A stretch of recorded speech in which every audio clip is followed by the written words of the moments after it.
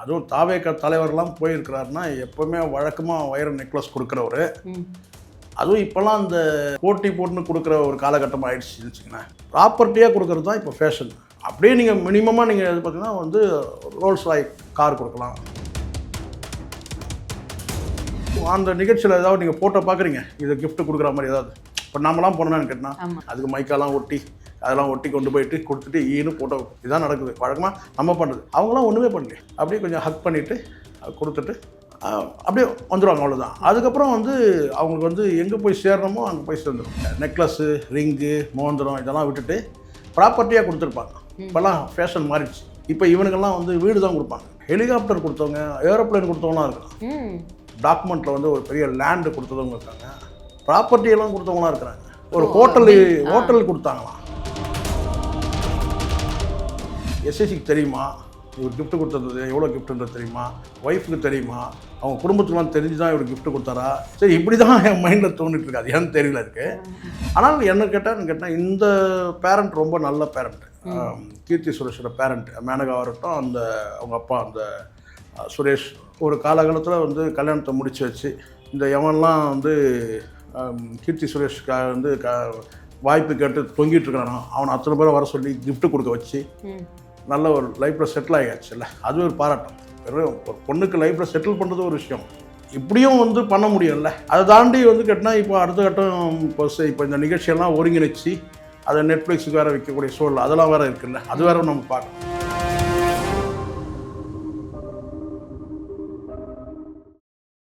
Sir வணக்கம். வணக்கம். 11ஆம் தேதி நடந்த கீர்த்தி சுரேஷோட கல்யாணத்தை பற்றின பேச்சுகள் நிறைய போயிட்டு இருக்கு.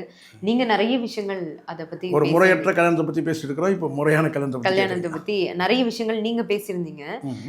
எங்களுக்கு வந்து நிறைய தகவல்கள் கிடைச்சது என்னென்னா, கீர்த்தி சுரேஷ் அவங்களுடைய கல்யாணத்துக்கு பிரம்மாண்டமான பரிசு பொருட்கள் நிறைய கிடைச்சிருக்கு அப்படின்றது உங்களுக்கு கிடைச்ச சில தகவல்கள். ஆமாம், பிரம்மாண்டமான நபர்கள்லாம் போயிருக்கிறாங்கல்ல. அதுவும் தாவேக தலைவர்லாம் போயிருக்கிறாருன்னா எப்போவுமே வழக்கமாக வைர நெக்லஸ் கொடுக்குறவர். அதுவும் இப்போல்லாம் அந்த என்ன சொல்கிறது, போட்டி போட்டுன்னு கொடுக்குற ஒரு காலகட்டம் ஆகிடுச்சுன்னு வச்சுக்கோங்களேன். இப்போ கீர்த்தி சுரேஷ்க்கு வந்து ஒரு பிரபலமான நடிகை நம்ம கேட்டால் எல்லா லாங்குவேஜ்லேயும் அவங்க நடிச்சிருக்கிறாங்க. அப்போது எல்லாருமே வரும்போது கேட்டால் நீ எவ்வளோ கொடுத்தா நான் எவ்வளோ கொடுத்தா அங்கே ஒரு பிரச்சனை தள்ளுமுள் வரும் இல்லை. நான் நினைக்கிறேன் அநேகமாக இந்த நெக்லஸ்ஸு, ரிங்கு, மோந்திரம் இதெல்லாம் விட்டுட்டு ப்ராப்பர்ட்டியாக கொடுத்துருப்பாங்க. இப்போல்லாம் ஃபேஷன் மாறிடுச்சு. இப்போது நம்மள மாதிரி சாதாரண குடும்பங்களில் தான் வந்து செயின் போட்டாங்க, 5 பவுனில் செயின் போட்டாங்க, 50 பவுனில் வந்து 50,000 வந்து பார்த்திங்கன்னா ரிங்கு போட்டாங்க, இல்லைன்னா வைர நெக்லஸ் போட்டாங்க, இப்படி வந்து இருக்குது. அதெல்லாம் இப்போ நம்மளுடைய மிடில் கிளாஸ் பீப்புள் அல்லது அதுக்கும் கீழே உள்ள இல்லை அப்பர் மிடில் கிளாஸ் அந்த மாதிரி பண்ணாங்க. இப்போ இவனுக்கெல்லாம் வந்து வீடு தான் கொடுப்பாங்க.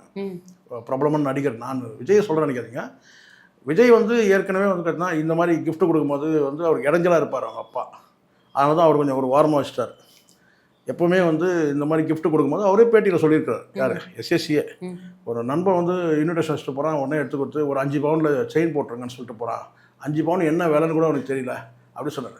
ஸோ அதில் தான் அவர் இடைஞ்சலாக இருந்தார். ஸோ அதனால் அவர் ஓரம் கட்டதுனால. ரெண்டாவது இப்போ வந்து கேட்டினா இன்னொன்று இதில் இருக்குது. முன்னாடி வந்து விஜய் வந்து வெறும் ஸ்டார், சூப்பர் ஸ்டார், அவ்வளோதான். இப்போ வந்து ஒரு கட்சியோட தலைவர்.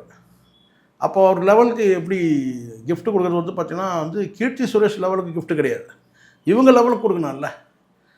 கண்டிப்பாக ஏதாவது ஒரு வீடு வாசல் ஏதாவது பெருசாக ஏதாவது அப்பார்ட்மெண்ட் இந்த மாதிரி ஏதாவது எழுதி வச்சுருக்கலாம்னு நான் நினைக்கிறேன். இப்போ நிறைய பிரபலங்கள் வந்திருந்தாங்க சார். கண்டிப்பாக நான் தான் சொல்கிறேன், இதில் வந்து பிரபலமான நடிகர் வரும்போது இந்த மாதிரி இருக்கும்போது கிஃப்ட்டுகள் வந்து தாறுமாறாக வந்திருக்கு. நான் தான் சொல்கிறேன், உங்களுக்கு இந்த அம்பானி திருமணம் நடந்துச்சுல்ல, அதில் வந்து பார்த்திங்கன்னா ஹெலிகாப்டர் கொடுத்தவங்க, ஏரோப்ளைன் கொடுத்தவங்களாம் இருக்கலாம்.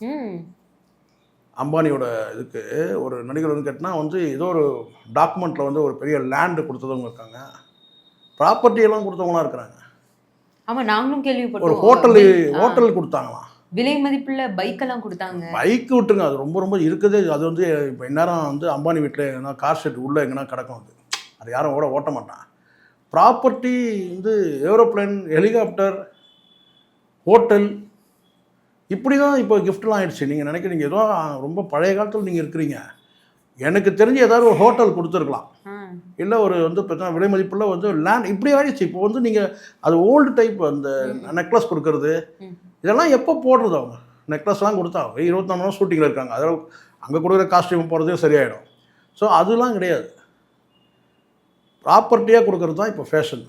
ஒரு அப்பார்ட்மெண்ட் கொடுக்கலாம், கீயை கொடுக்கறது இல்லை. அப்படியே நீங்கள் மினிமமாக நீங்கள் இது பார்த்தீங்கன்னா வந்து ரோல்ஸ் ராய் கார் கொடுக்கலாம், BMW கொடுக்கலாம், அப்படி தான் கொடுத்துக்கலாம். இப்போ நீங்கள் ஏதாவது ஒரு அந்த நிகழ்ச்சியில் ஏதாவது நீங்கள் ஃபோட்டோ பார்க்குறீங்க, இதை gift கொடுக்குற மாதிரி ஏதாவது. இப்போ நம்மளாம் போனோன்னு கேட்டால் உடனே நம்ம வந்து சிவன் கேட்டால் ஏதாவது தட்டு முட்டு சாமி கட்டினா அது ஏதாவது ஒரு லொட்டு லொசுக்கு உள்ளே வச்சு அதை பஞ்சு கிஞ்சி வச்சு பெருசாக காட்டி அதுக்கு மைக்கெல்லாம் ஒட்டி அதெல்லாம் ஒட்டி கொண்டு போயிட்டு கொடுத்துட்டு ஈனு ஃபோட்டோ கொடுக்கணும். இதுதான் நடக்குது வழக்கமாக நம்ம பண்ணுறது. அவங்களாம் ஒன்றுமே பண்ணல, அப்படியே கொஞ்சம் ஹக் பண்ணிவிட்டு கொடுத்துட்டு அப்படியே வந்துடுவாங்க, அவ்வளோதான். அதுக்கப்புறம் வந்து அவங்களுக்கு வந்து எங்கே போய் சேரணுமோ அங்கே போய் சேர்ந்துடும். இதை வந்து ரொம்ப சீப்பாக வந்து இப்போ ஒரு அப்பார்ட்மெண்ட் கொடுக்குறாருன்னு வச்சிங்களேன், ஒரு கீ கொடுத்தாக்கா வந்து அதை ஃபோட்டோ எடுத்து அது மாதிரிலாம் ரொம்ப ஓல்டு ஃபேஷன் அது. ஸோ கிஃப்ட்டு கொடுக்கறதுக்குன்னு ஒரு இடம் இருக்குது. அந்த கிஃப்ட்டு அங்கே போய் கட்டினா அந்த கீ கொடுத்துருவாங்க, அங்கே பேசுகிறாங்கல்ல உட்காந்து பேசும்போது அது. ஸோ பிரம்மாண்டமாக ப்ராப்பர்ட்டி சேர்ந்துச்சு. ஸோ இப்போலாம் ஃபேஷன் மாறிடுச்சுமா. இனிமேல் நடிகைகள் வந்து நீங்கள் நினைக்கிற மாதிரி இந்த 40 வயசு ஆனோம் எங்கேயாவது வந்து யாருக்காவது செகண்ட் ஹேண்டாக வந்து ஒரு வாழ்க்கைப்படுறதுலாம் கிடையாது. மார்க்கெட்டில் இருக்கும் போதே நல்ல ஒரு வாழ்க்கையை வந்து தேடிக்கிட்டு அது அந்த கல்யாணத்துக்கும் நல்ல கிஃப்ட்டுகள்லாம் வாங்கி செட்டில் ஆகிட்டு அந்த கல்யாணத்துக்கு வந்திருக்கிற அத்தனை பேரையும் ஃபோட்டோவை பிடிச்சி அதை நெட்ஃப்ளிக்ஸ் இந்த மாதிரி யாருன்னா விற்று இப்படி வந்து சேஃப் ஆகிட்டாங்க. பாவம் இதெல்லாம் தெரியாமல் போச்சு. அந்த காலத்தில் சில்க் ஸ்மிதா இன்னும் பல நடிகைகள் வந்து இறந்து போயிட்டாங்கல்ல, அவங்களாம் தெரியாமல் போச்சு. பல நடிகை கடன்பட்டே இறந்து போயிட்டாங்க. இப்போ இனிமேல் வர நடிகைகள் எல்லாமே 30 வயசு தாண்டின உடனே செட்டில் இருக்கும்போதே செட்டில் ஆகிட்டு அதுக்கப்புறம் படம் வருது வரல அது வேறு விஷயம். ஆனால் என்ன கேட்டால் இந்த பேரண்ட் ரொம்ப நல்ல பேரண்ட். கீர்த்தி சுரேஷோட பேரண்ட் மேனகா வரட்டும், அந்த அவங்க அப்பா அந்த சுரேஷ் ஒரு காலகாலத்தில் வந்து கல்யாணத்தை முடித்து வச்சு இந்த எவன்லாம் வந்து கீர்த்தி சுரேஷ்காக வந்து வாய்ப்பு கேட்டு தொங்கிட்டு இருக்கிறானோ அவனை அத்தனை பேரை வர சொல்லி கிஃப்ட்டு கொடுக்க வச்சு நல்ல ஒரு லைஃப்பில் செட்டில் ஆகியாச்சுல்ல, அது ஒரு பாராட்டம். வெறும் ஒரு பொண்ணுக்கு லைஃப்பில் செட்டில் பண்ணுறது ஒரு விஷயம், இப்படியும் வந்து பண்ண முடியும்ல. அதை தாண்டி வந்து கேட்டால் இப்போ அடுத்த கட்டம் இப்போ இந்த நிகழ்ச்சியெல்லாம் ஒருங்கிணைச்சி அதை நெட்ஃப்ளிக்ஸுக்கு வேறு விற்கக்கூடிய சூழல் அதெல்லாம் வேறு இருக்குல்ல, அது வேறு நம்ம பார்க்கணும். அந்த வகையில் புத்திசாலியான பேரண்ட்டு, நல்ல பேரண்ட்டு. அதே சொன்னால் ஒரு வாழ்க்கையை தேடி கொடுத்தாங்கல்ல, அது ஒரு நல்ல விஷயமா நான் பார்க்குறேன். ஒன்று சீரியஸாக நான் சொன்னேன், நான் ஜோக். ஒரு 30-35 வயசுக்குள்ளே ஒரு வாழ்க்கையை தேடி கொடுத்தாங்கன்னா அது நல்லது தானே. அதுக்கப்புறம் 40 வயசு கொடுத்து அதுக்கப்புறம் 2ஆம் தரமாக கொடுத்து அங்கேயும் அதுக்கப்புறம் IVF டெஸ்ட் டியூப் அப்படி இப்படின்னு அலையிறத விட ஒரு லைஃப் செக்யூர் பண்ணது கரெக்டான இதுவாக நான் பார்க்குறேன். ஆனால் நீங்கள் இந்த திருமணத்தில் பார்த்து வியந்த விஷயங்கள் ஏதாவது இருக்கா? வியந்த விஷயம்னா வந்து வியந்த விஷயம் இல்லை, யோசிச்சுட்டே இருக்கிறேன் ரொம்ப நாளமாக. விஜய் என்ன கிஃப்ட் கொடுத்துருப்பாரு அதுதான் நான் யோசிக்கிறேன். என்னென்னு கேட்டால் அப்பார்ட்மெண்ட் கொடுத்துருப்பாரா, இல்லை எப்படியும் நெக்லஸ் கொடுக்கறதுக்கு வைர நெக்லஸ் கொடுக்க வாய்ப்பு இல்லை, இல்லை ஒரு வேறு ஏதாவது வந்து என்ன கிஃப்ட் கொடுத்துருப்பாரு. இந்த கிஃப்ட் கொடுத்த விஷயம் வந்து எஸ்எஸ்சிக்கு தெரியுமா, ஏன்னா தெரியல கர்மம் இதெல்லாம் மைண்டில் வருது. எஸ்எஸ்சிக்கு தெரியுமா இவர் கிஃப்ட் கொடுத்தது எவ்வளோ கிஃப்ட்டுன்றது தெரியுமா, அது தாண்டி அவங்க ஒய்ஃபுக்கு தெரியுமா, அவங்க குடும்பத்துக்குலாம் தெரிஞ்சு தான் இவர் கிஃப்ட் கொடுத்தாரா, இல்லை கிஃப்ட்டு வழக்கம் போல் வந்து ஒரு 1000 ரூபா கவரில் வச்சு கொடுத்துட்டு வந்துட்டாரா ஒரு 1100 ரூபா வச்சு. சரி இப்படி தான் என் மைண்டில் தோணிட்டு இருக்கு, அது ஏன்னு தெரியல இருக்கு. நான் ஒரு விஷயம் சொல்லுவேம்மா, ஒரு திருமணம் இந்த திருமணம் கீர்த்தி சுரேஷ் திருமணம்னு நான் சொல்கிறேன். திருமணம்ன்றது வந்து ஒரு சந்தோஷமாக நடக்கிற விஷயம். இந்த சந்தோஷம் கடைசி வரைக்கும் இருக்கணும்னு நான் ஆசைப்பட்றேன். என்ன கேட்டால் இடையில் எந்த ஒரு பிரேக்கும் ஆகாமல் கடைசி வரைக்கும் வாழணும்னு தான் நான் நினைக்கிறேன். அந்த வகையில் அந்த ஆசீர்வாதங்கள் வந்து அவங்களுக்கு இருக்கும் கண்டிப்பாக. அதில் விஜயோட ஆசீர்வாதமும் இருக்கும், நம்மளுடைய ஆசீர்வாதமும் இருக்கணும், அவ்வளோதான். அவர் கணவரோட பற்றி ஏதாவது விஷயங்கள் இப்போ வச்சு உங்களுக்கு தெரிய வந்து? இல்லை, இப்போது ஒரு விஷயம் நல்லா கண்டிப்பாக அவர் வந்து ஏதோ ரோட்டில் இருக்கிற மனுஷன் கிடையாது. ஆண்டனி மட்டில் அவர் வந்து எங்கேயுமே வந்து அவரை வந்து ஒன்று சொன்னால் செய்தி வராமல் இருக்கலாம் அவரை பற்றி. ஆனால் வந்து ஒரு நல்ல ஒரு பிரபலமான தொழிலதிபர். நீண்ட காலம் நட்பு இருந்திருக்கு. இந்த காதல்லாம் புருடா நீண்ட காலம் நட்பு இருந்திருக்குன்னு தான் சொல்கிறாங்க.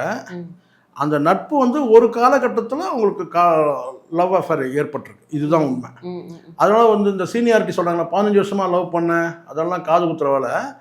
அவங்க வந்து நட்பில் இருந்துருக்காங்க, நல்ல ஃபேமிலியோ நட்பில் இருந்திருக்கிறாங்க, நல்ல நட்போடு இருந்திருக்கிறாங்க.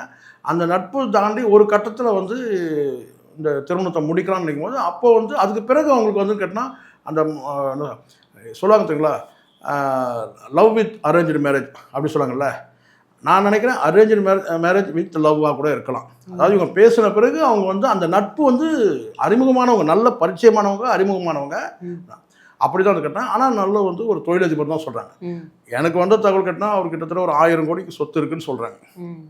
அது ஏன் அவங்க டிக்ளேர் பண்ணாமல் இருந்தாங்கன்னா அது தேவையில்லாமல் பேசப்படும் அப்படின்றதுக்காக அவாய்ட் பண்ணுறாங்க.